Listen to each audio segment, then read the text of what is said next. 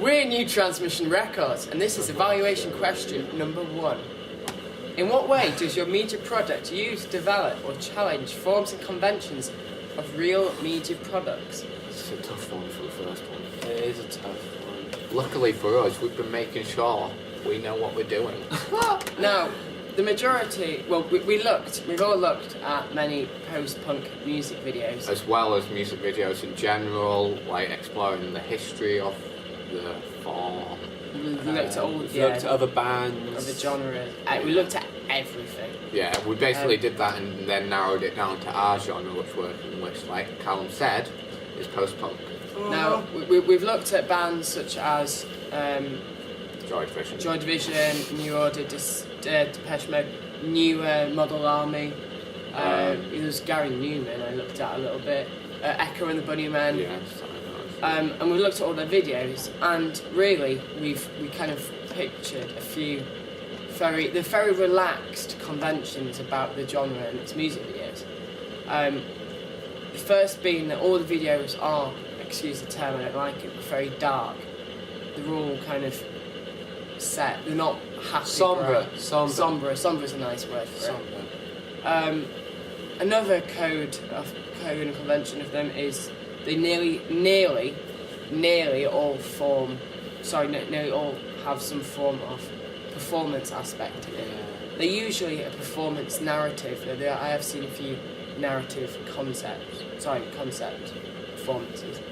The performance is something that Depeche Mode aren't specifically a post-punk band, they're more of an indie band, but they often get very linked to the genre. And why do they get linked to the genre?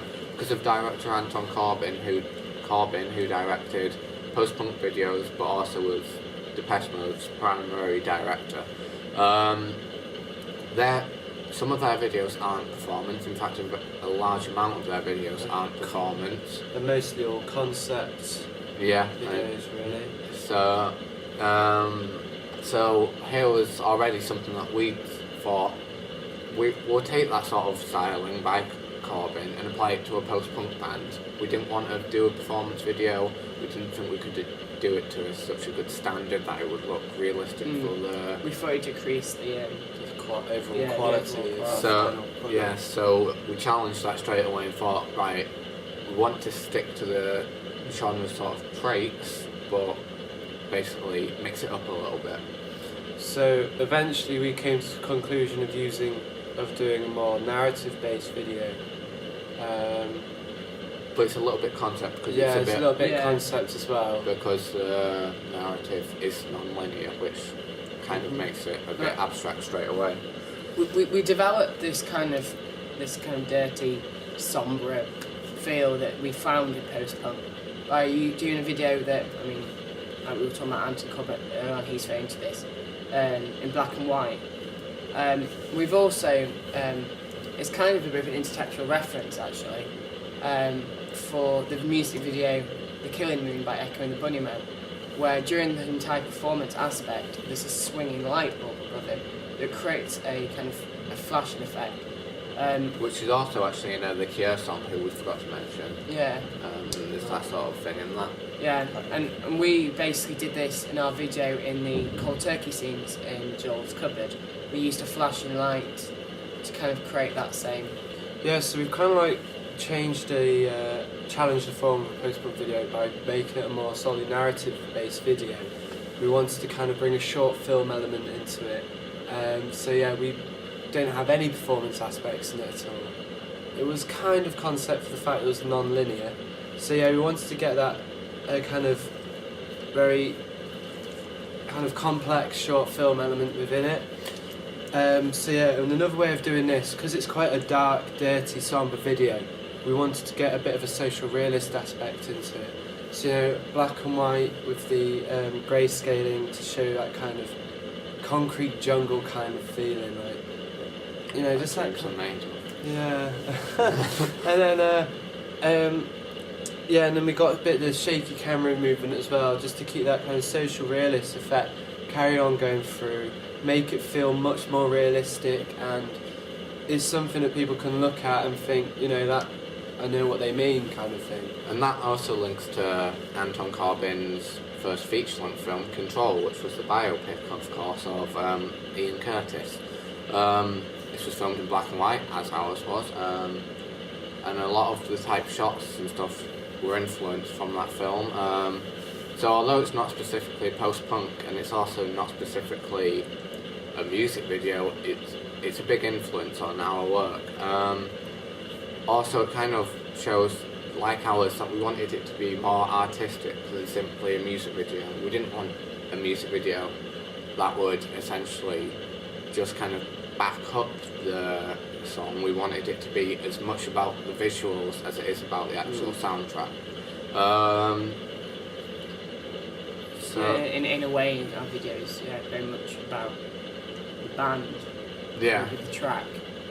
Because we're addressing a whole new target audience here, so we've got to basically introduce the sort of concepts, themes of Joy Division in one video. In a way, our video is a history. It's kind of a history. It's a memory. Yeah. Or, it's basically showing the band's style in one video to introduce it to this more modern audience. We personally feel it's everything that's great about Joy Division, basically.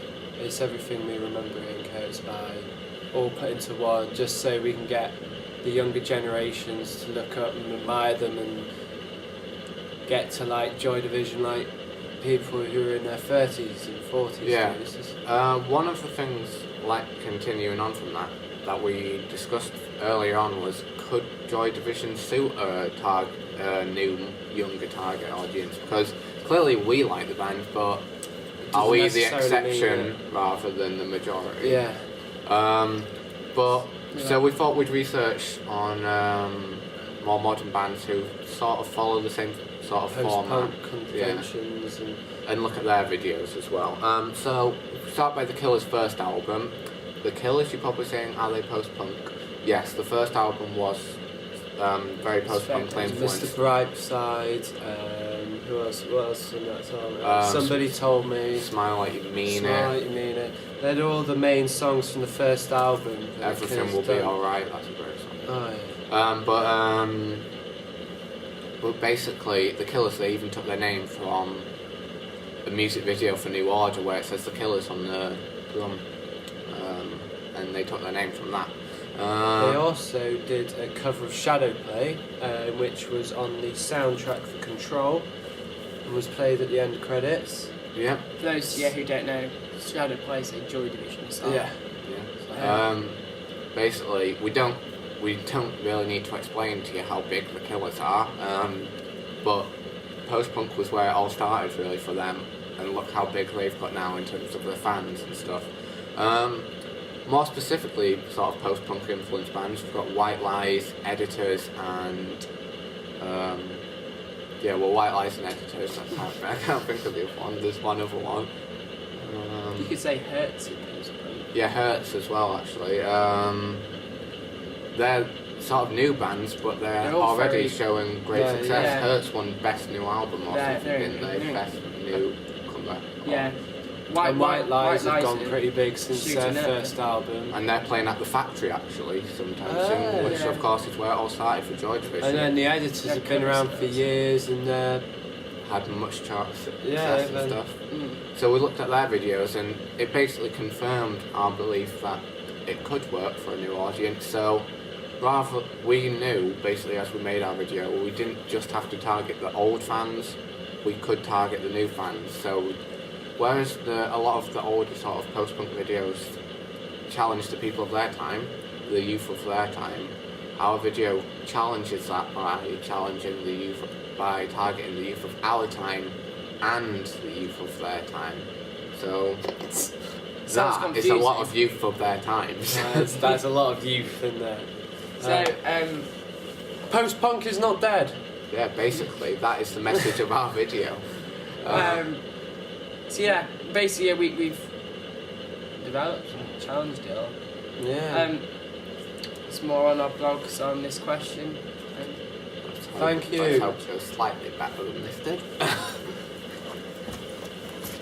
We totally went off.